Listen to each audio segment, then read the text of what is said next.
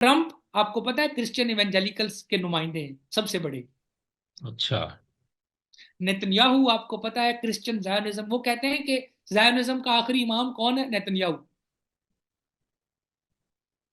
ठीक।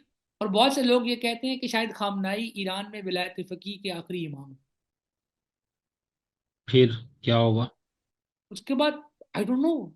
लोग कहते हैं कि ईरानी रियासत जिस तरह दाखिली और खारजी खतरे का शिकार है आज भी। फॉरेन अफेयर्स एक मैगजीन है, अमेरिका से शाया होता है, बहुत मोतबर रिसाला है। वहां पर एक साहब हैं, वो मजमून तर्जमा कर दिया आपने।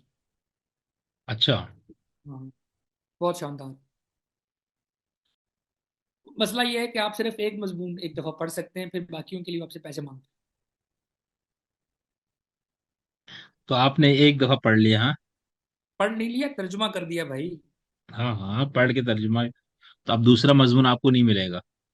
हाँ, वो हम किसी दोस्त से कहेंगे, वो आपसे कहेंगे एक आप खोल के भेज दो। हाँ अच्छा, ये बिल्कुल। मजमून का उन्वान था, can Iran save it self, क्या ईरान अपने आप को बचा सकता है? और ये लिखा है मोहम्मद आयतुल्ला इतब्बार। मोहम्मद अच्छा। आयतुल्ला इतब्बार साहब ने लिखा है, और ये आज ही शाया हुआ है उधर फॉरेन अफेयर्स पर। पिछले एक साल के दौरान ईरान को मुसलसल नाकामियों का सामना है। ईरान के दरीना गैर रियासती इत्तेहादी हमास और हिजबुल्ला इसराइल की कार्रवाइयों के बायस कमजोर हो गए हैं। शाम में बशार की हुकूमत का खात्मा हो गया है। ईरान के लिए बहुत बड़ा धचका है।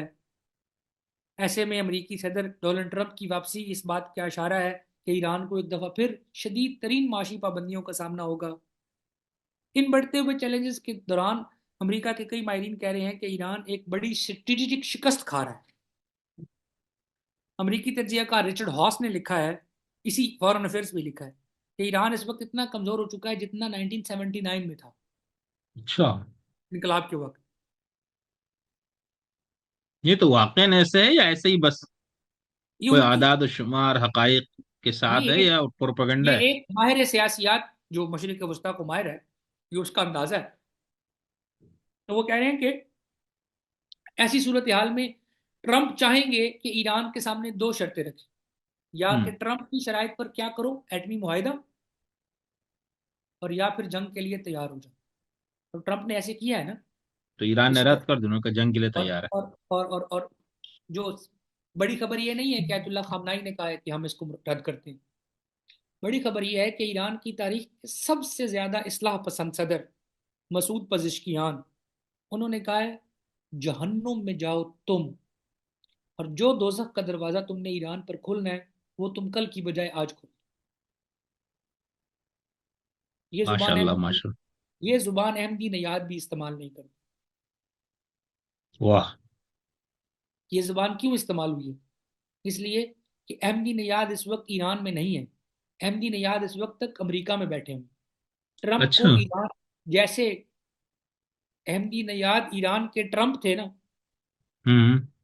जो दिल में आया बोल दिया। ट्रंप उसी तरह के कहाँ हैं अमरीकी। अच्छा, तुम इस इंटरेस्टिंग। मैंने कहा शायद तुम हाँ कह रहे हो कि हाँ अहमदी हाँ, नजाद वाकई नहीं है। अहमदी नयाद जो दिल में आए बोलो। और ये नहीं देखो कि तारीख क्या कह रही है, ये नहीं देखो कि सिफारतकारी क्या कह रही है, ये नहीं देखो कि दुनिया के हालात क्या कह रहे हैं। हमारे खान साहब भी ऐसे ही थे ना?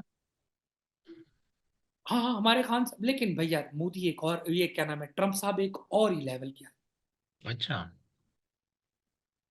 यानी बहुत से लोग ये कह रहे हैं कि ट्रंप की ये चाल है कि उसने अपने आप को ऐसे बनाकर पेश किया हुआ है कि मैं अनप्रडिक्टेबल यानी गैर मुतवक्के हूँ, और मैं बर्जस्ता आदमी हूँ, और मैं किसी भी वक्त कुछ भी कर सकता हूँ। क्योंकि उसकी चाल है, दरअसल उसके अंदर कुछ चल रहा है, ये है वो है। लेकिन यार मैं भी आईआर का तालिब इल्म हूँ, मैं जरा जूनियर तालिब इल्म हूँ। मैं तो बड़ा हैरान होता हूँ उसकी बातें सुनकर। मसलन ये कि रूस और यूक्रेन के खिलाफ जंग में वो यूक्रेन के खिलाफ है, और जो कुछ उसने सदर जेलेंस्की के साथ किया है, ऐसा जदीद दुनिया की तारीख जब से ये, कौन सा साल था ये, 1634 कांग्रेस ऑफ वियना, और ये जब से जदीद रियासती ये नासिर सलातीन का खात्मा हुआ है, और कौमियत और विफाक पर मबनी जब से ये रियासतें आई हैं पिछले 200 सालों के दौरान, सिफारतकारी की तारीख में ऐसा कभी भी नहीं हुआ कि आप किसी मेहमान सही। को बुलाएं और बुलाकर उसकी कैमरा के सामने इंसल्ट करें, और इंसल्ट हम्म। करके उसको कहें गेट आउट। और बाद में उसी को माफी मांगनी पड़ी, मेहमान को ही। और वो मेहमान इस हालत में आपके पास आया था कि आपने ये कहा था कि हमने तुम्हारी 600 बिलियन डॉलर इमदाद की है पिछले 3 सालों में, अब तुम्हारे पास जो 500 मिलियन डॉलर, 500 बिलियन डॉलर का वो मादनियात पड़े हैं ना, वो तुम लिख कर दो कि वो अमेरिका के हैं, ताकि वो तुम्हें अमेरिका के टैक्स पेयर्स को वापस करूं जो पैसा हमने तुम्हें दिया। फिर अब इस पे आया ना, छोड़ ये तो सब वो है। तो अब यहाँ पर पहले तो ये बताओ ना कि ये कैसे भाई शाम के अंदर बशार को भगा दिया और ये सारा कुछ हुआ, फिर उसके बाद अब क्या वहां पर कोई हालात बेहतर रहने के इम्कानात हैं? या वहां अभी रात जो को गुज़श्ता दिनों वहां पर जो कत्ल गारत गरी हुई थी वो क्या था? गुजिश्ता दिनों तो चलो 1,000 लोग कत्ल किए गए अलवी। वो क्या था? वो किसने किया था? हुकूमत ने किया था या वहां पर किसी अस्करियत पसंद तंजीम ने किया था? क्या था ये? लताकिया एक इलाका है, हमीम एक इलाका है जहाँ पर अलेवाइट्स रहते हैं। ये समुंदर के किनारे, बहरे कलज़म में, शाम में जो साहिल समुंदर है वहाँ जो आबादी है अलवियों की, और वहाँ बहुत से लोग ऐसे हैं जो ज़ाहिर है बशार के हामी भी होंगे। अलवी कम्युनिटी के देहातों में जा जाकर अल जजीरा के लोगों ने इंटरव्यू की है। उन्होंने कहा है कि आप हमारे देहातों को देख लें, हमारे घरों को देख लें, अगर आपको ये लगता है कि हमारी हिमायत से बशार और हाफिजुल असद हुकूमत करते रहे तो यहाँ हम्म। जदीद सड़कें होती, जदीद शहर होते। जी हम तो जी कसम जी। उसी में पड़े हुए हैं। ऐसा तो नहीं है। खैर ये तो बताया नहीं क्या हुआ था। झड़पें हुई शाम की किससे? सरकारी फौज और शाम में जो पुरानी हुकूमत है उसके हामियों के दरमियान। ठीक है। और झड़पों ठीक के है। नतीजे में वो लोग मारे गए। कौन लोग मारे गए? जो जो। लोग लड़ रहे थे हुकूमत के खिलाफ। फिर ठीक है। हुकूमत के हामी अफवाज ने वहां कत्लेआम किया लोगों का, आम लोगों का? हम लोगों का 1,000 लोग मारे गए। क्यों? तो ये इसका, खाम में, यानी हाँ गुस्से हाँ, में या उसमें? गुस्से में ना कि मतलब कि आपने बगावत की है ना, बगावत तो खत्म कर। बाकियों को मारता है ना, तो बाकियों को इन्होंने यानी खाम खा लपेट में लिया। तो, तो जो ये आप, हम ये ताकत बात, फैसला करती है, हाँ। ताकत फैसला करती है। फिर ये हुआ कि 6,000 शामी बेचारे, हमीम में रूसियों का हवाई अड्डा है, अच्छा। वहां उन्होंने पनाह ली अलवियों ने, और उन्होंने रूस से ये कहा कि आपकी बड़ी मेहरबानी हमें एयरलिफ्ट करें और हमें शाम से ले जाएं। और अभी तक वो लोग, आई डोंट नो उनके बारे में क्या हुआ, लेकिन जहां तक मुझे याद है आखिरी खबरें आने तक उन्होंने वहीं पनाह ली हुई थी। कहाँ? रूस के हवाई अड्डे पर। कल रात को लबनान और शाम की अफवाज के दरमियान लड़ाई हुई है। लबनान की फौज ने अपनी तारीख में आज तक एक गोली भी इसराइल पर नहीं चलाई। दिलचस्प। अच्छा। और मोहम्मद अल जुलानी की HTS ने अपनी तारीख में एक गोली इसराइल पर नहीं चलाई। हम्म। मोहम्मद अल जुलानी के शाम में इसराइल दमिश्क के 20 किलोमीटर फासले पर आकर बैठा हुआ है। उसने गोलान की उन पहाड़ियों के अलावा मजीद दीगर इलाकों पर भी कब्जा कर लिया है जो उन्हें अपने लिए जरूरी समझ लगता था। इन दोनों ने क्यों झड़प हुई है? पहले ये बता लूँ ना कि जुलानी के शाम में हो क्या रहा है। तो इसराइल ने ये कहकर के, एक गांव है जिसकी आबादी 40-50 लोगों पर है, द्रुजों का गांव, उन्होंने बयान दिया है कि इसराइली अफवाज आए और आकर हमें रेस्क्यू करें। तो इसराइली फौजें पहुंच गई और उन्होंने जाकर उस इलाके को भी अपने अपने हिफाजती तहवील में ले लिया है। एक अच्छा। एक पहाड़ी चोटी है जिसका नाम है माउंट हरमन।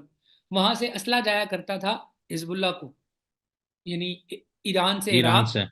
इराक से शाम, शाम से लबनान, जनूबी लबनान। तो वो जो जो जो रास्ता था उस रास्ते पर भी इसराइल का कब्जा हो गया, उधर इसराइल का परचम लहरा। तो जाहिर है अहमद शरा या मोहम्मद दुलानी कुछ भी नहीं कर रहे, कुछ भी नहीं कर रहे, बिल्कुल कुछ भी नहीं कर रहे। 1,000 अलवियों को उनके फौजियों ने मारा है, टैंकों पर जाकर और बख्तरबंद गाड़ियों में जाकर और हवाई जहाजों से। दमिश्क से 20 किलोमीटर के फासले पर इसराइल की फौज बैठी हुई है, काबिज फौज, है ना। उनके खिलाफ उनका कोई बयान भी नहीं है। इकदाम तो नहीं बड़ी तो वो अजीब। समझदारी का मुजाहरा कर रहे हैं ना, आई उसको डोंट नो। वहां पर पंगा मारेगा तो वो फिर मलिया मेट कर देगा इसराइल। इसको भाई शाम की क्या ताकत है इसराइल के सामने? बताओ आप, है कोई ताकत? तुर्किया की क्या ताकत है इसराइल के सामने? किसकी? तुर्की की। नहीं, तुर्की की तो फिर भी चलो टक्कर का है बन ना, जाता है ना। तुर्की की ताकत है ना, एक सेकंड, तुर्की की ताकत है ना, मतलब ताकत है। उसके मुकाबले पे नहीं, तो यानी उस भाई बराबर नहीं, तुर्की लेकिन नेटो, मुकाबले पे है। नेटो के अंदर अमेरिका के बाद दूसरी सबसे बड़ी फौजी ताकत का नाम तुर्की। ठीक है। और तो तुर्की नेटो का मेंबर है। अच्छा, फिर क्या आप तुर्की क्या कहना और चाह रहे हैं एच आप? टी एस यानी है तो तहरीर शाम, दमिश्क पर तुर्की की मुकम्मल हिमायत, मदद हर तरह के साथ काबिज हुई ठीक है। है। हाँ ठीक, आगे चले फिर। तो आप ये कह रहे हैं कि वो वही हमाकत करे जो ईरान कर रहा था, कि वो हमला मैं करे ये इस पे? मैं आपसे ये कहना चाहता हूं कि ये ड्रामा नहीं कर सकता ना तुर्की, वो अब एक समझदार मुल्क है। सुन लेना, अल्लाह करे समझदार हूं, मैं कब कह रहा हूं कि समझदार नहीं है। मैं आपको डाइकोटमी यानी इज्तिमा जिद्दैन बताना चाहता हूं यार। नहीं, कुछ इसमें इज्तिमाई जिद्दैन नहीं है ना भाई। आप शाम की बात कर रहे हैं, आप मिसाल लेकर आ रहे हो तुर्की को। मैं कह रहा हूँ अगर शाम आपके कहने पर आपकी तरह आप जज्बाती होकर, लबनान और आपकी तरह हमास, आपकी तरह सुन जज्बाती लेना होकर बात, शाम जो है वो मैं इसराइल आपसे की फौज पे हमला करे। ठीक है, आप ये कह रहे हैं कि आपकी तरह जज्बाती हो कि वो हमला करे और उसके बाद बस तमाशा देखे। ऐसा थोड़ा करना भाई, वो अपने आप को ये मजबूत तो करने दो उसको बेचारे को। ठीक, मजबूत कैसे करेंगे? इसी अभी इस दमिश्क तरह लेकर के हुकूमत लेकर, बने, पूरा दमिश्क लेकर, पहले शाम को मुत्तहिद करेगा, फिर अरब ममालिक और पूरी दुनिया से इमदाद आएगी, कोई ना कोई बेहतरी होगी ना शायद। अब आप ये दुनिया कह रहे की हैं कि लोग, भाई बस अभी हमला करे। ठीक है नहीं करे, मैं आपको बताना चाह रहा हूं कि क्या हो रहा है। शाम वही को ना बता। शाम शाम के 3 फौजी रात को अगवा किए गए, यानी एचटीएस के 3 एहलकार अगवा किए गए, और उनके बारे ऊपर इल्जाम लगा कि उनको हिजबुल्लाह के लोग अगवा करके ले गए हैं और उनको तशद्दुद करके कत्ल कर दिया। तो एचटीएस के फोर्सेस ने कल रात को लबनान में बमबारी करना शुरू कर अच्छा। दी, गोलाबारी। लबनान के नए सदर जो आए हैं अमेरिका की हिमायत से, उन्होंने कहा है कि लबनान की अफवाज इस सूरत हाल को बर्दाश्त नहीं करेंगे। हमने उन्हें हुक्म दे दिया है कि वो दुश्मन अफवाज का पूरी कुव्वत से मुकाबला करें। तो कल रात से लबनान और शाम की सरहद पर लबनान की फौजों और एचटीएस के अहलकारों के दरमियान जंग जारी है। झड़प है। हाँ। ठीक। अच्छा, अब ये तो हो गया, बहुत अच्छा आपने ये भी बता दिया। और इस पूरी पट्टी से तो हिजबुल्ला और ईरान और ये जो कुछ था, एक ये बोरिया बिस्तर तो इनको लपेट दिएगी। अब जरा हमें यमन का बताएं ना। यमन में क्या चल रहा है और हौसियों के साथ क्या हो रहा है और आगे पता क्या नहीं, होने का इम्कान? पता नहीं अब जब आपका और मेरा प्रोग्राम रिकॉर्ड हो रहा है इसी दौरान, या हो सकता है जब आप अपलोड करेंगे तब तक हौसियों की तरफ से कोई ना कोई मिसाइल इसराइल की तरफ जा चुका होगा। ठीक है। हौसियों ने जंग बंदी की थी कि गजा की जंग बंदी होगी? अच्छा, हौसियों ने पहले भी कोई मिसाइल फायर किए थे ना गुज़श्ता ये 2 साल ओ, 1.5 साल में? उन 16 महीनों के दौरान अच्छा। हौसियों ने बीसियों दफा मिसाइल फायर किए, और इन अच्छा। बीसियों दफा में दर्जनों बार हौसियों के मिसाइल तेल अबीब में जाकर लगे और उनके नतीजे में अमवात हुई। सही सही चले। तो अब इंशाल्लाह दोबारा अभी हो सकता है इसी प्रोग्राम के दौरान कोई कई मिसाइल। तो अब क्या? अब जो हुआ ये है, ये अब जो ये अब अमेरिका ने बमबारी शुरू कर दी है, क्या फिर अब? ईरान ने अमेरिका के साथ मुज़ाकरात से इनकार किया। ठीक है। ईरान ने अमेरिका को कहा है कि हम आपके साथ एटम पर, मशरिक वस्ता पर किसी भी मामले पर कोई गुफ्तगू नहीं करना चाहते। हमास को ख़त्म किया है या तबाह किया है या कमज़ोर किया है या मारा है इसराइल ने। हिजबुल्लाह को मारा है इसराइल ने। बशार उल असद के शाम को तबाह किया है इसराइल ने। ये सारे कौन थे? ईरान के इत्तेहादी, जिन्हें वो क्या कहता है, मजामत का महवर। इस मजामत के महवर से एक फरीक था जो बच निकला था। वो हमने पिछली मुलाकात में भी ये बात की थी, हौसी। और उनके बच निकलने की दो तीन वजूहत थी। एक ये कि वो इसराइल से 1200 किलोमीटर दूर है। दूसरा, वो इसराइल की सरहद पर बैठे हुए नहीं है। और तीसरा, इसराइल और यमन के दरमियान तनाज़े की कोई पुरानी तारीख नहीं है कि यमन की इंटेलिजेंस मालूमात हों इसराइल के पास। तो वो इस सिलसिले में सेटेलाइट इमेजेस और अमेरिका और यूरोप की दी गई मालूमात के मोहताज थे। तो सही। वो जब भी हमला करते थे, अब यमन इतना बड़ा मुल्क, इतना बड़ा मुल्क, इतना बड़ा मुल्क कि एक जमाने तक तो दो मुल्क रहे, शुमाली यमन और जनूबी यमन। हम्म। अब इतना बड़ा मुल्क है और चटियल मैदान, पहाड़, कोई सरसब्ज इलाका नहीं है। और यमन भी मशरिक वस्ता का अफगानिस्तान है, यानी हम्म। वहां हर आदमी के पास असला है। ठीक। और फिर हौसियों की एक किस्म के तस्वीराती तल्लुकात हैं ईरान के साथ, और ईरान उनको मिसाइल देता है।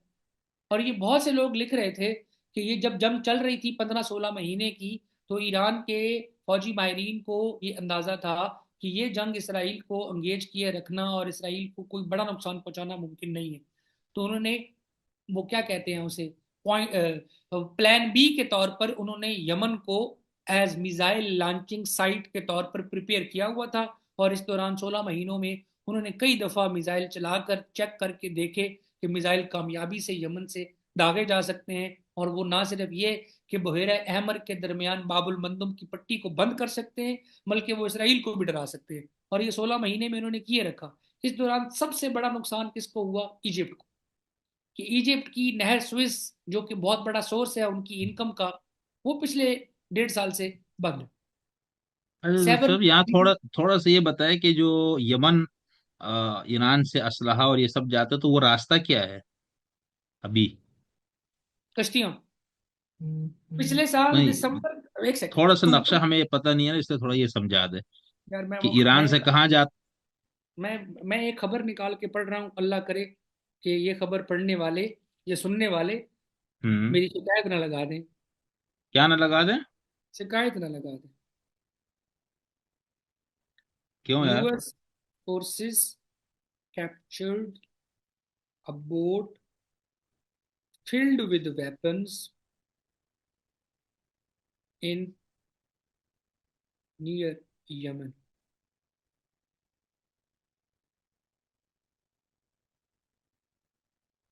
16 जनवरी 2024 को अमेरिका के दो फौजी एहलकार एक कश्ती को कब्जा करके उससे हथियार बरामद करने के ऑपरेशन के दौरान समुद्र में गिरकर हलाक हो।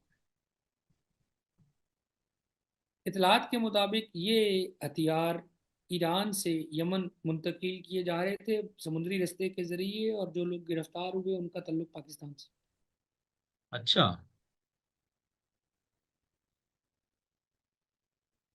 सही। नहीं, अब ये सिर्फ रास्ता बताए ना, क्या मतलब कश्तियां ईरान से चलती हैं और कहाँ सीधा यमन? बीच में कोई और मुल्क, कोई सरहद, कोई ऐसा नहीं है जो उनके लिए रुकावट बने? अमेरिका पकड़ता है ना उनकी कश्तियां, और सऊदी अरब उनकी कश्तियों पर मिसाइल मारता है और उनको तबाह करता है। सब कुछ खुफिया तरीके से होता है। सही, यानी बीच में भाई सऊदी पिछले अरब से गुजर।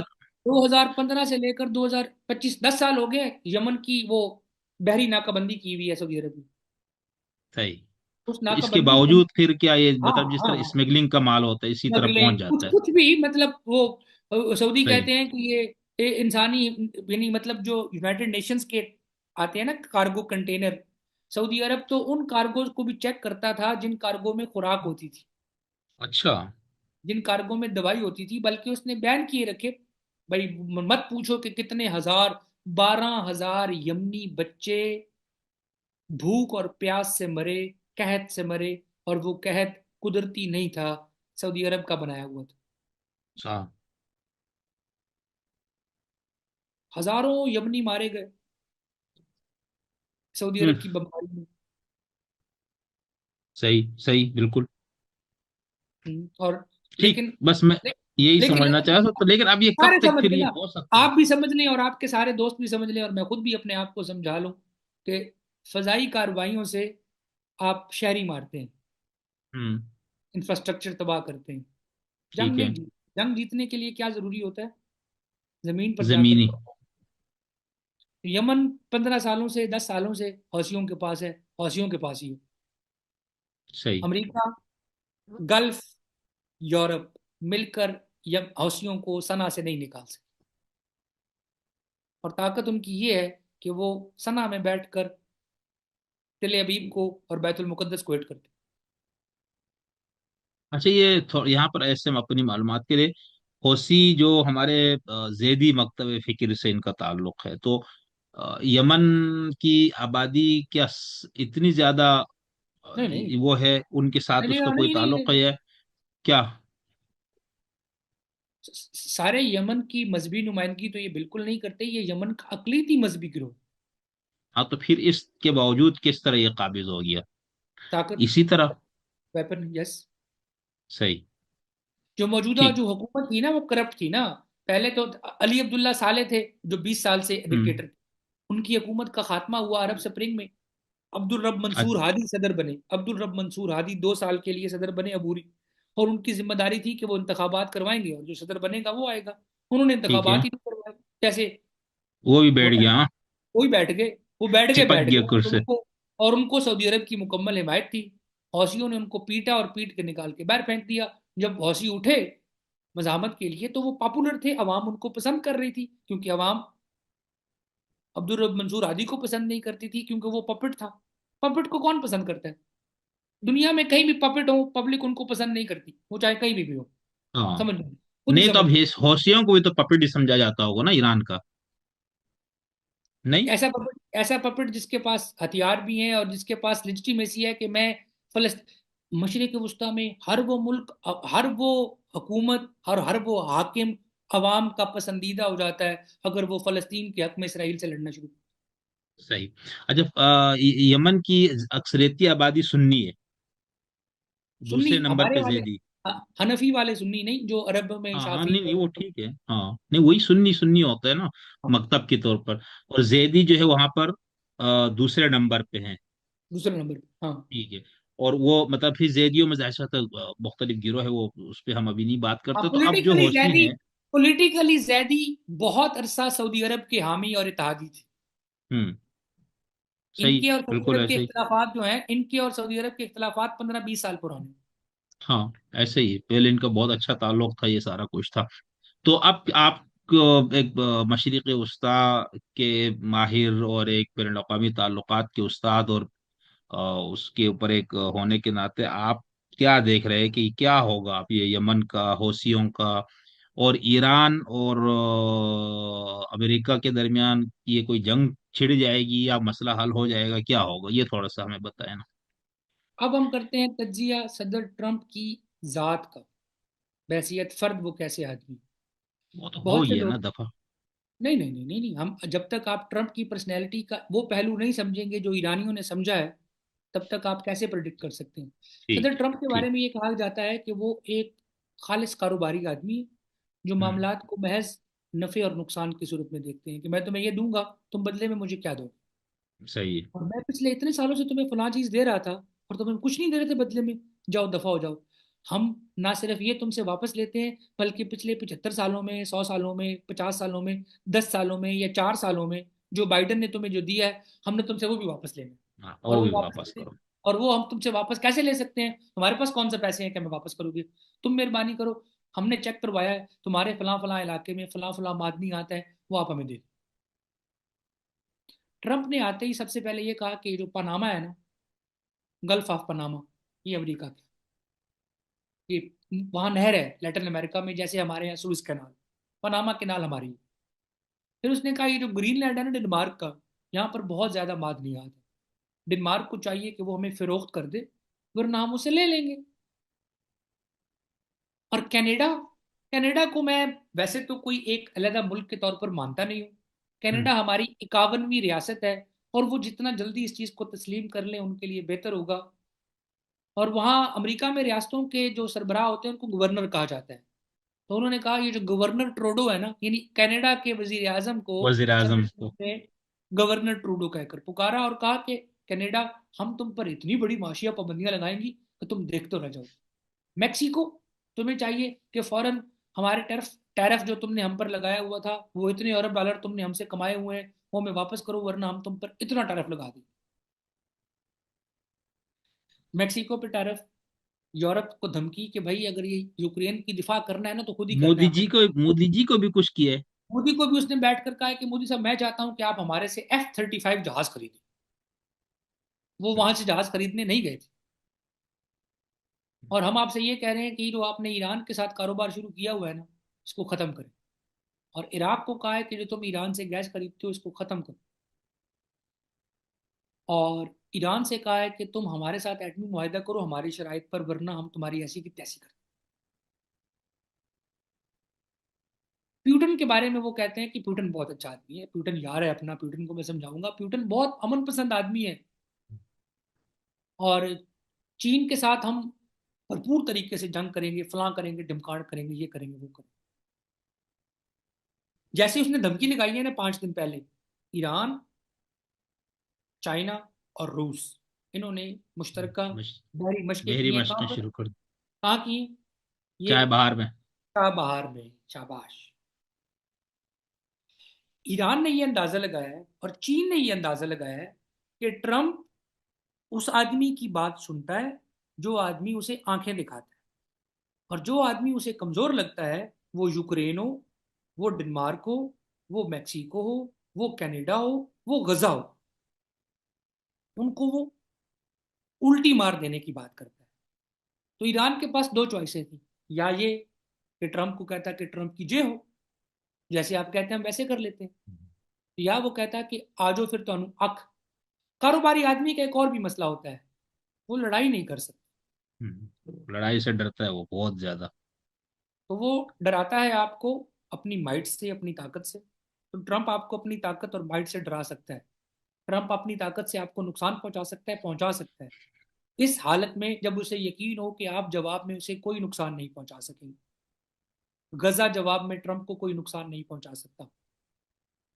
Mexico, Canada, European union, Ukraine, Panama, ये क्या कर सकते हैं ट्रम्प का?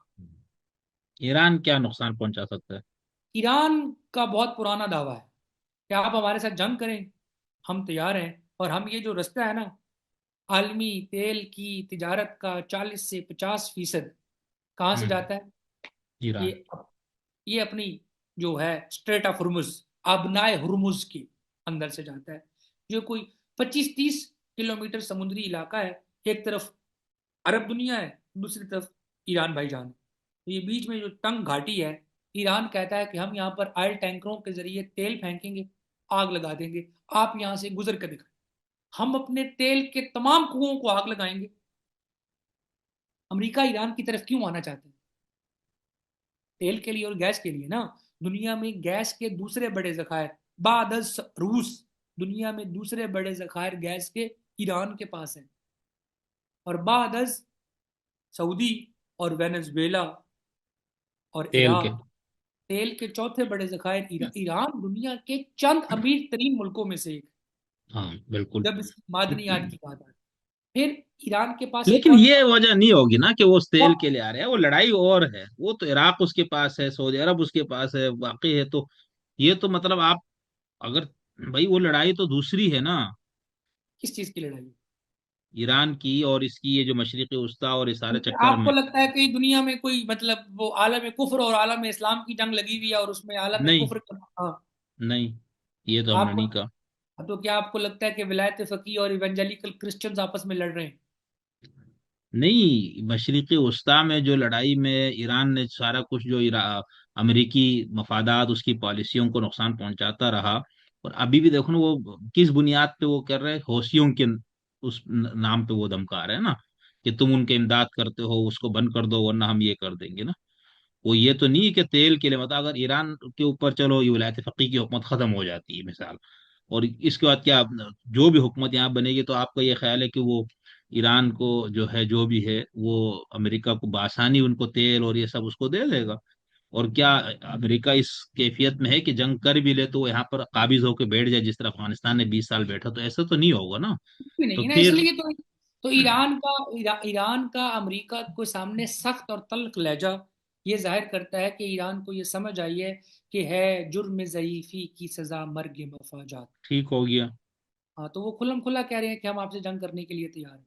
तो अब क्या होगा, आप क्या आपके देखते हैं कि कोई होगी या कोई इसमें कोई इम्कान नहीं है? लेकिन अमेरिका अगर ईरान, अगर अमेरिका और ये इजराइल और ये लोग मिल के हौसियों का खात्मा कर देते, और वहां पर भी दोबारा उस तरह की कोई हुकूमत ले आते जिस तरह मिसाल के तो शाम में हो गया, तो फिर ये इसका इम्कान है कोई?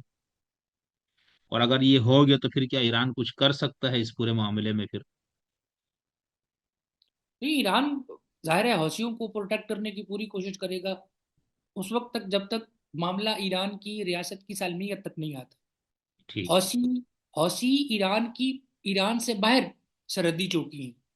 हम्म। हमास ईरान की, ईरान से बाहर सरहदी चौकी है। जी जी बिल्कुल हिजबुल्लाह ऐसे ही। ईरान की, ईरान से बाहर सरहदी चौकी है। तो ठीक है। ईरान पिछले 40 साल से कोशिश कर रहा है कि हमारी जंग हमारी सरहदी चौकियों पर फिर रहे, बाहर से। हमारी सरजमीन पर ना। सही। पिछले 40 सालों में एक ही जंग है जो ईरान पर मुसल्लत की गई है, और वो इराक ने की है, और अमेरिका के कहने पर की है, और 8 साल की है, और ईरान का मलिया मेट कर दिया है। वो उसकी भी और भी वजूहत थी, सिर्फ ये नहीं था, बहरहाल ऐसा नहीं है। सिर्फ ईरान अमेरिका के कहने पर नहीं, उसके और अपने मसाइल हैं वो, बहुत कुछ था वो। ठीक है ना। इमाम भाई khomeini की विजिट थी वहां पर, विलायत मैं फकीह को एक्सपोर्ट किया जा रहा था, हाँ बाकर मैं सदर मेरे वगैरह भाई पूरी मैं यही तहरीक बता चला रहा रहे हूँ, थे। मैं ये कह रहा हूँ कि कल परसों मैं देख रहा था वियतनाम और अमेरिका के दरमियान जंग। अच्छा। तो उस जंग में अमेरिका के 5.5 लाख फौजी वहाँ, यानी जिस जमाने में अमेरिकी फौजी सबसे ज्यादा थे वियतनाम में, तो 5.5 लाख अमेरिकी फौजी थे। और अमेरिका 3 मुल्कों पर मुसलसल बमबारी कर रहा था, लाओस, कंबोडिया, वियतनाम। और वो जंग किसके खिलाफ थी? कैपिटलिज्म के खिलाफ जंग थी, सरमायादारी निजाम के खिलाफ। किसकी? वियतनाम के लोगों की।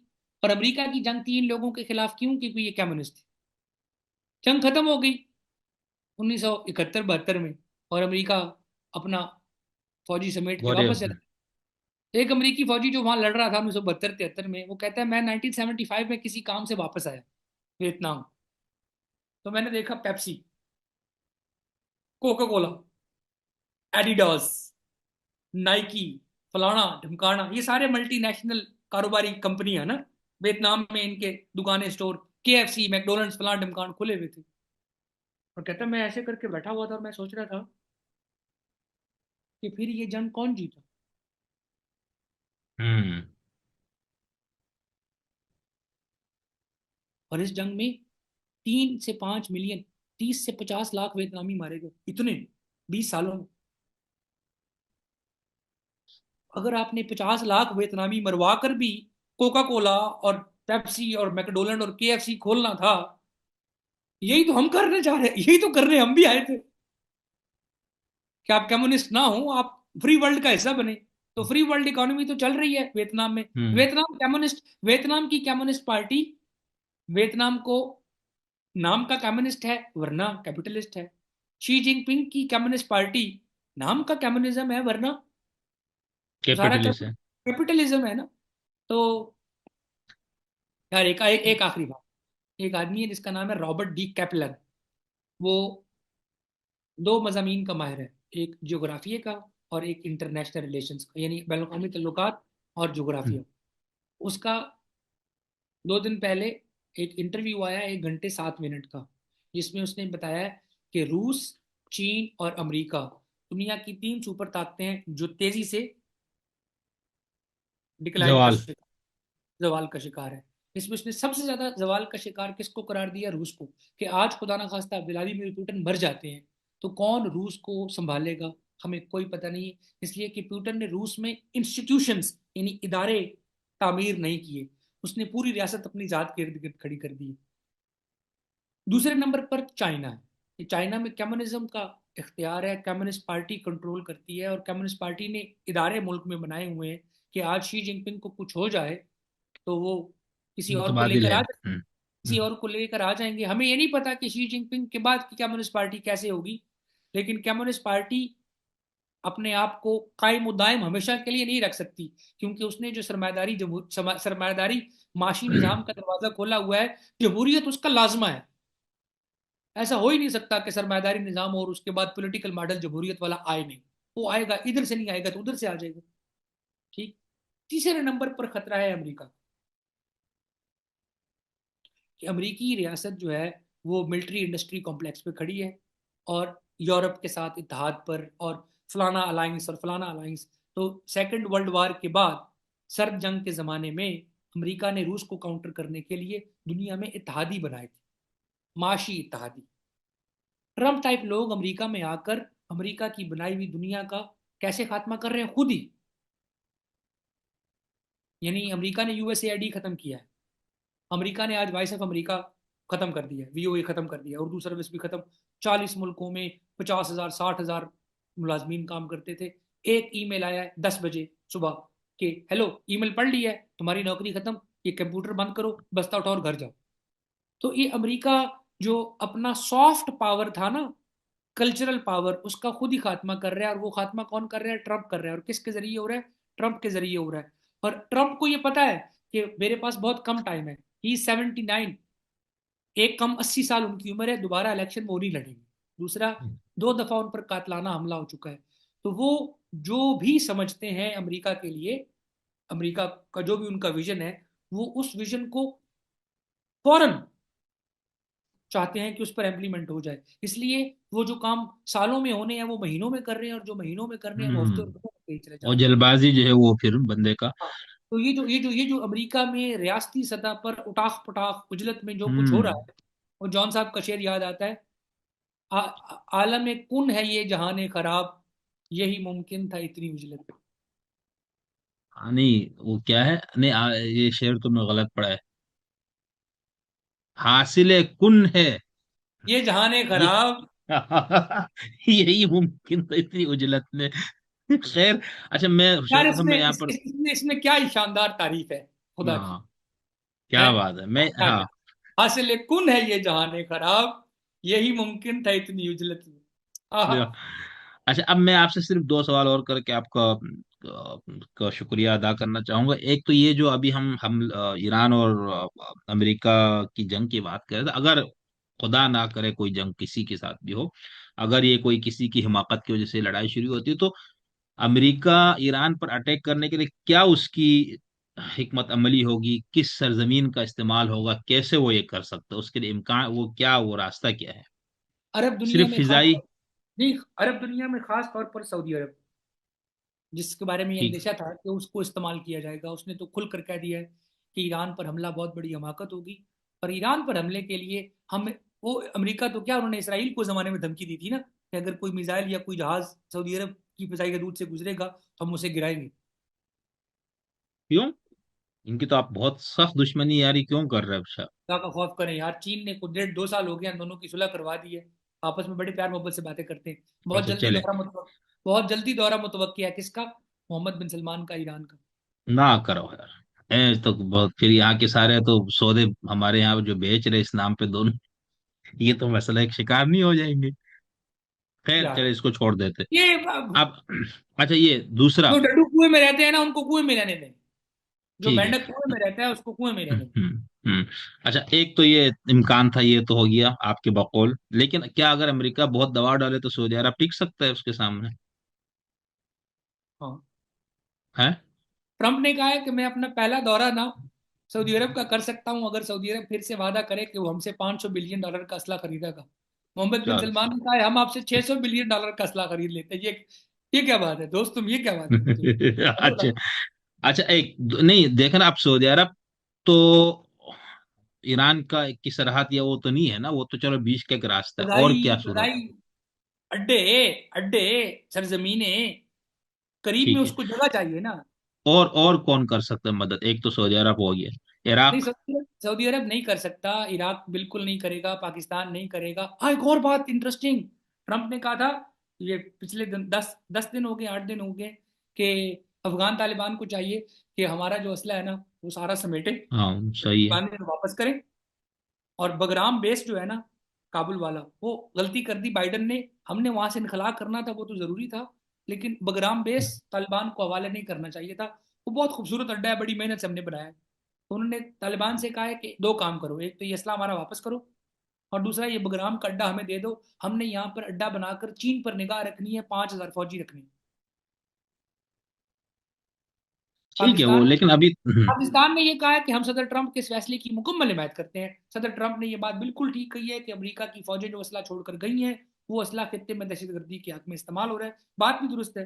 पाकिस्तान तो चाहता है कि कोई असला का सिलसिला हो कि वो असला वहां से कहीं और जाए, या पता नहीं हमारे पास ही आ जाए, जो भी हो। ईरान ईरान का और ईरान सऊदी के अरब खिलाफ उसका बताओ ना यार, ईरान के अमेरिका का। खिलाफ लड़ाई में पाकिस्तान हो, सऊदी अरब हो, इराक हो, अफगानिस्तान हो, कोई मुल्क अपनी जमीनी फजाई हदूद मर्जी से नहीं देगा।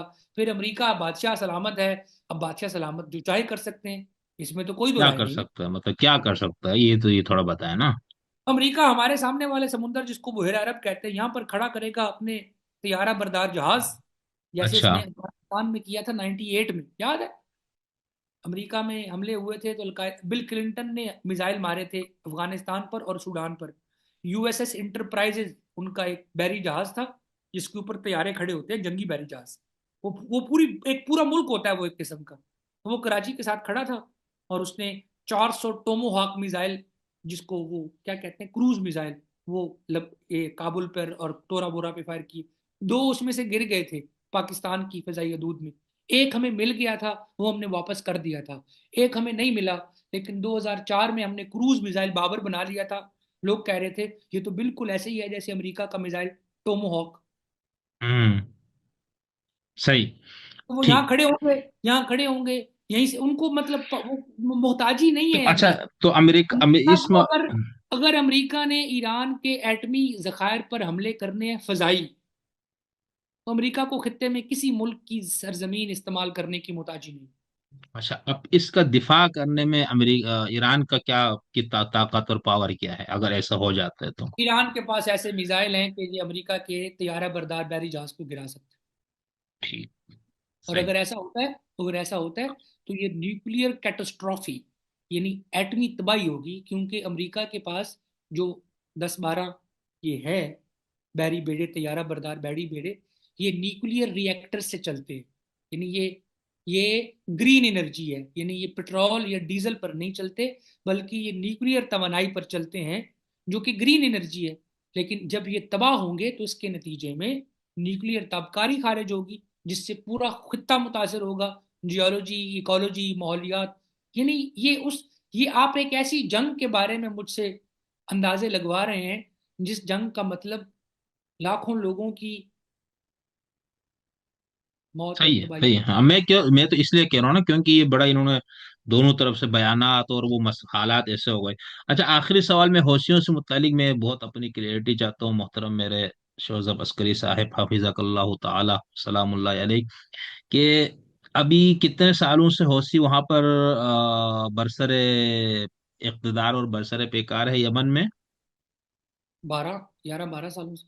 ठीक, तो 11 12 तो वहां पर पहले भी आपने कुछ इसको बताया था, लेकिन आज चूंकि मौजू ही है तो मैंने कहा दोबारा ये पूछ लूं। तो वहां पर इस वक्त कोई हुकूमत मौजूद है, वो हौसियों की है? हाँ, उनका नाम है अंसारुल्लाह, वो सना में हुकूमत करते हैं, वो आ, और सब पूरे कुछ पूरे यमन, पूरे यमन पे इनकी हुक्मरानी है? करते हैं। क्या? यमन के दो पोर्ट्स हैं, बंदरगाहें, एक है अल हुदैदा जो इनके पास है, और एक अदन है जो सऊदी अरब की हिमायत याफ्ता हुकूमत के पास तो वहां दो हुकूमतें इस वक्त? है। ठीक। अच्छा, अब क्या दोनों जमहूरी हुकूमतें हैं या दोनों ने बस कब्जा किया और बैठे हुए? एक को एक ने कब्जा किया है जंग हथियारों के तौर पर सना पर, दारुल हुकूमत पर, जैसे तालिबान ने कब्जा किया काबुल पर, जैसे शरा ने कब्जा किया दमिश्क पर, बिल्कुल उसी तरह हौसियों ने कब्जा किया है सना पर।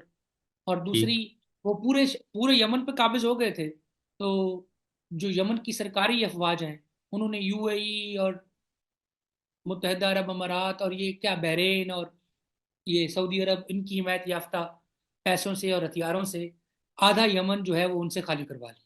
तो अब अदन और उससे मुल्का इलाके उस हुकूमत के पास हैं जो सऊदी अरब के गल्फ ममालिक की हिमायत याफ्ता है। और हौसियों की हौसी किसी की हिमायत याफ्ता हुकूमत नहीं है। हौसियों पर यह इल्ज़ाम है कि वो ईरानी हिमायत याफ्ता है। और ये डिप्लोमेटिकली साबित इसलिए नहीं कर सकते कि ऐसा तो नहीं है ना कि ईरानी लोग सना जा रहे हों और सना के लोग ईरान आ रहे हैं, और ऐसे कोई, एक तो नेवल ब्लॉकेड है, एक फिजाई ब्लॉकेड है, जो कुछ हो रहा है वो अंदर खाने हो रहे हैं। परसों परसों तस्दीक की है ना, मान लिया ईरान ने कहा कि हम हिमायत जारी रखेंगे, सारा करेंगे। वो ईरान तो 10 साल से हिमायत जारी रखने की बात करता तो है। ईरान बस ये कहता फिर है, यही है ना, और क्या होता है? भाई अब्दुल रब मंसूर हादी कहाँ रहते हैं? जो सदर है यमन के, वो रियाद में रहते हैं। ठीक अब्दुल है। मालिक हौसी जो हैं, वो तेहरान में नहीं रहते, तो और ना भाई तेहरान। कल जब इससे मुसीबत आएगी तो हो सकता है ये तेहरान में जाके रहे, और कहाँ रहना है इसने, जैसे भाई हो बशार भाई बेचारा चला गया रूस में। मॉस्को, बिल्कुल। हाँ, तो फिर इनके साथ भी कोई ऐसी चीज होगी तो ईरान में ही जाना है, कौन सी इन्होंने रियाज में जाके पनाह लेनी है? ऐसा हो नहीं है। सकता है, नो, हो सकता है रियाद में ही ले लें भाई। तुम पता नहीं, मशरिक वस्ता के तनाज़े को आप ऐसे देखते हैं जैसे दो और दो चार हो जाते हैं। अच्छा, ठीक है। अच्छा, तो अब यहाँ पर और यहाँ पर भी इनकी एक हुकूमत 10 साल से मौजूद है, और यमन के दूसरे हिस्से पर मेहदी, क्या नाम बताया आपने, हादी? सदर अब्दुल रब मंसूर हादी।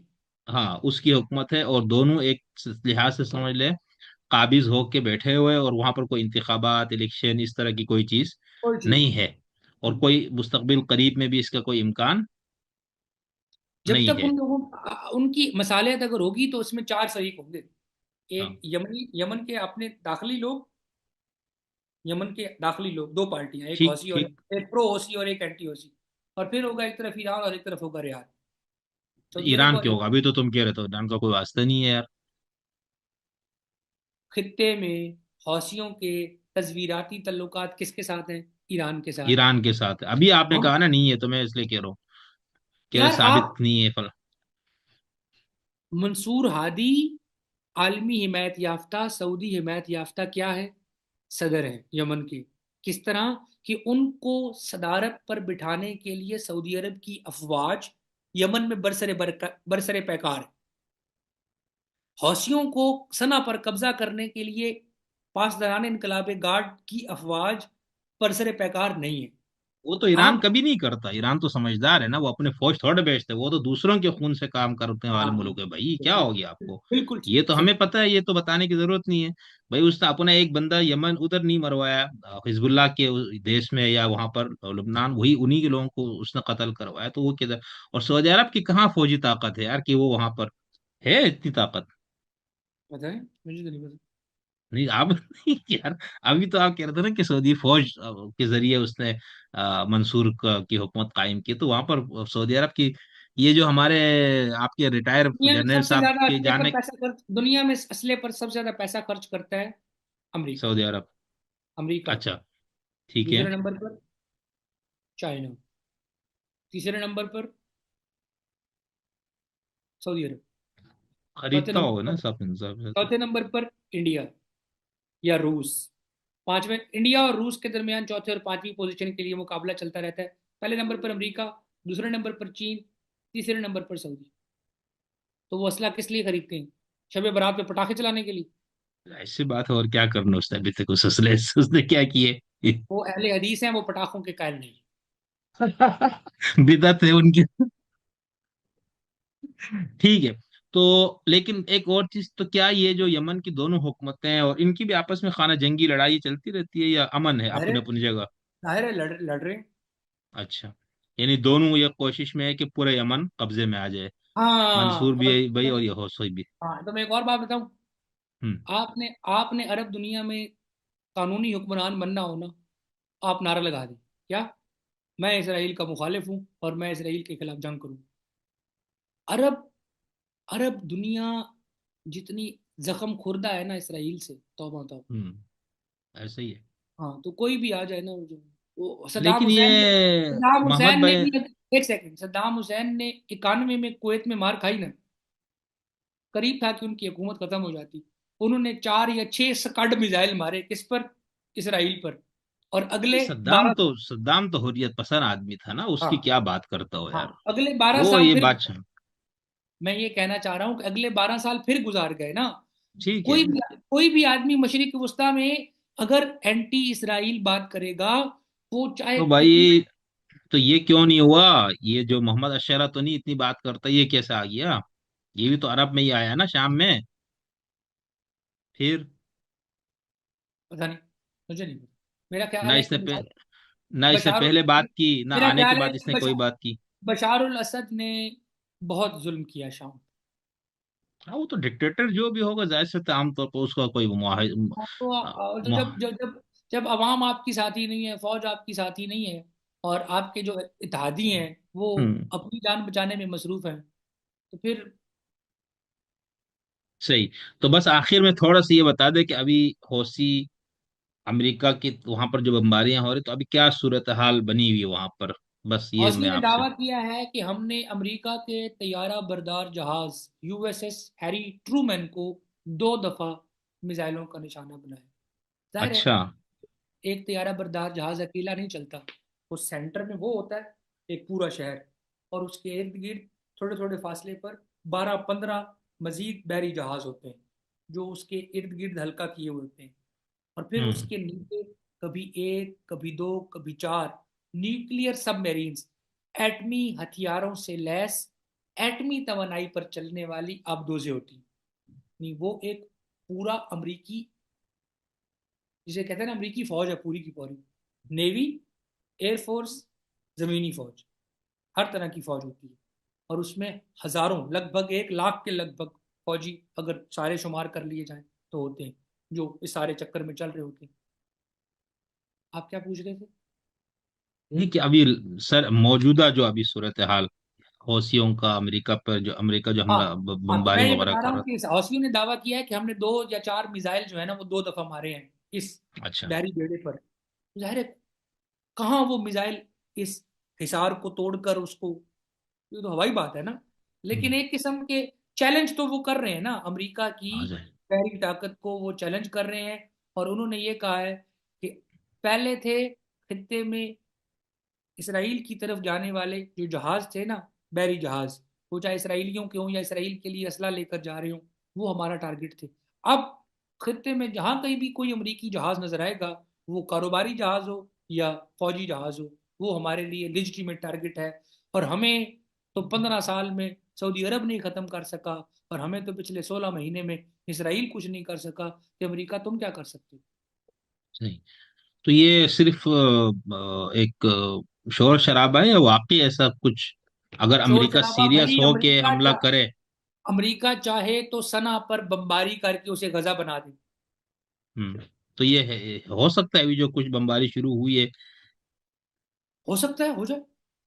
नहीं, क्या हालात, खबरें जो आप माशाल्लाह इन चीजों में बहुत ज्यादा वो रखते हैं भाई ना खबर, तो मेरा ख्याल है कि अगर हौसियों की तरफ से कोई बड़ा खतरा आता है, यानी आपकी मज़ाहमत ही दरअसल आपकी बका है।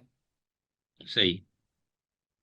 मफाहमत के साथ आपका वजूद खत्म कर दिया जाए। सही। सही। और हमें ओह। ट्रंप की मौजूदा खारजा पॉलिसी का जायजा लें तो ये समझ आती है कि ट्रंप हम्म, कमजोर लोगों को चींटी की तरह मसल देने के हक में।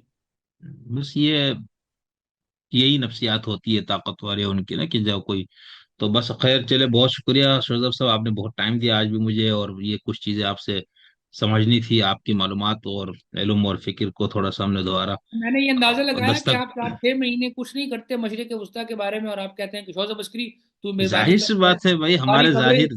सारी खबरें भाई सुनो, और सारी खबरों का तज्जिया शजिया करके रख, तुझे मैं एक दिन पकड़ूंगा 2 घंटे के लिए और तुझे ऐसे करके निचोड़ लूंगा, और उसके बाद वाह। तो भाई यही तो फायदा है ना, आप हम मेरे उस दोस्त भी और मेरे उस्ताद मोहतरम जनाब शोजब अस्करी साहब, अल्लाह ताला ने आपको हमारी जिंदगी में लाया ही इसी मकसद के लिए होगा भाई, हमें क्या पता कि आपसे जो है ना, नहीं आपका तो माशाल्लाह बहुत मजमून भी है, आपका इस पे जोश भी है, आपका ज़ौक़ भी है, आपका शौक भी है ना। हम तो जो खबरें हैं बस थोड़ी बहुत चीजें पढ़ते हैं और इस पे इतने तजिया वगैरह नहीं। तो इसके लिए फिर माहिर फिल फन की तरफ ही रुजू करना होता है ना, वह फसअलु अहल जिक्र इन कुंतुम ला तालमून का हुक्म भी तो है ना, तो हम तो अहले जिक्र के पास आते हैं इस मामले में। तो ये आपकी नवाजिश है ना, आप जब भी हमने टाइम आपसे मांगा, आपने हमें बहुत फराख दिली से न सिर्फ टाइम दिया बल्कि अपना सब कुछ आप लौटा देते हैं, इल्म जो कुछ आपके पास है। तो चलो बाकी आपका भला हमारे, करे। मैं आपके सुनने और देखने वालों से ये गुजारिश करना चाहता हूँ कि भाई इख्तलाफ करना तो आपका हक है, और फतवा लगाना भी आपका हक है, और ये कहना भी कि मैं फलानी पार्टी से हूँ आपका हक है, उसको तो मैं आपको कुछ कह नहीं सकता। लेकिन अगर आपको लगता है कि कहीं मेरी इस्लाह की ज़रूरत है तो बराए मेहरबानी कीजिए, और अगर आपको लगता है कि किसी एक नुक्ते पर मैं गलतफहमी का शिकार हूँ तो भी इस्लाह कीजिए, और अगर आपको लगता है कि कोई ऐसा मामला था, कोई ऐसा पहलू था जो तशना तलब रह गया है, उस पर पूछने की ज़रूरत है, हाँ तो भी वेलकम। बिल्कुल। हाँ हम नहीं हाजिर। बिल्कुल, बहुत, और लेकिन ये कि हमारे दोस्तों में बहुत लोग एहतियात से और शाइस्तगी से ही मैंने देखा तबसरे तनकीद करता है, लेकिन बसा औकात कोई एक दो दोस्त ज्यादा जज्बा ईमानी का शिकार हो जाता, तो उनसे मेरी दरख्वास्त है कि ऐसा ना करें। मतलब ये कि आप मुझे जाती तौर पर जो भी गाली और कुछ भी लिखना है तो मैं तो उसको कभी डिलीट भी नहीं करूंगा, ना मैं मना करूंगा, लेकिन मेरे मेहमान जो है वो मेरी इज्जत है। तो मेहमान के साथ आप उनकी किसी फिक्र से, किसी बात से आपको इख्तलाफ है, तो बिल्कुल आप खुलकर इख्तलाफ करें और लिखें। जाहिर से एक बंदे को बोलने की आज़ादी है, तो आपको कम से कम लिखने की भी आज़ादी है। और दूसरा ये कि मैंने शोज़ब साहब का पहले भी बताया कि शोज़ब साहब जो इस मामले में फ़लस्तीन कज़िया, इसराइल, ईरान, ये चक्करों में, शोज़ब साहब एक तरक्की पसंद दानश्वर है। और जिनको हम तरक्की पसंद दानश्वर कहते हैं, वो किसी मसलक और अकीदे की बुनियाद पे कहीं अपना वजन नहीं डालते ऐसे लोग। और अकीदा मजहब इंसान को होता होगा, ये ऐसे लोगों का अपना उसका अपने एक क्या कहना चाहिए, उसकी अपनी निजी एक उससे मुतालिक खुदा से, अपने मुकद्दस हस्तियों से ताल्लुक। लेकिन इस मामले में जब हम तरक्की पसंद दानश्वर किसी को कहते हैं तो उसका मतलब ये वाजी है कि वो जब भी किसी की हिमायत या मुखालफत करेगा तो अकीदा और मजहब वो बहुत बात में शायद कहीं जाकर आए, सबसे पहले जालिम और मजलूम की लड़ाई इन लोगों के सामने होता है। और वो जालिम कोई भी हो, उसका रंग, नस्ल, जबान, अकीदा ये लोग नहीं देखते, और मजलूम की हिमायत में रंग, नस्ल, जबान, अकीदा, वतन लकीरें ये लोग नहीं देखते, ये महज। अब ये बात है कि आपका, मुझे, मेरा, शोजब साहब से, किसी भी तरीके पसंद मुफक्किर से इस बात पे इख्तलाफ हो कि ये शख्स या ये कौम या ये मुल्क जालिम जालिम कौन है है और या मजलूम मजलूम, कौन है? इस पे तो बिल्कुल। इख्तलाफ हो सकता है, लेकिन इन हजरात गिरामी कदर की सबसे बड़ी खूबी, और ये अल्लाह ताला हम सबको ये खूबी अता करे, कि आप जब भी किसी की हिमायत और मुखालफत करें, उसमें आप सबसे पहले उस इसी उसूल को हम सामने रखें, तो बहुत इंसानियत। बेहतरी हो सकती है। Thank you sir. फिर इंशाल्लाह आपसे मुलाकात होती है। फी अमान अल्लाह, फी अमान।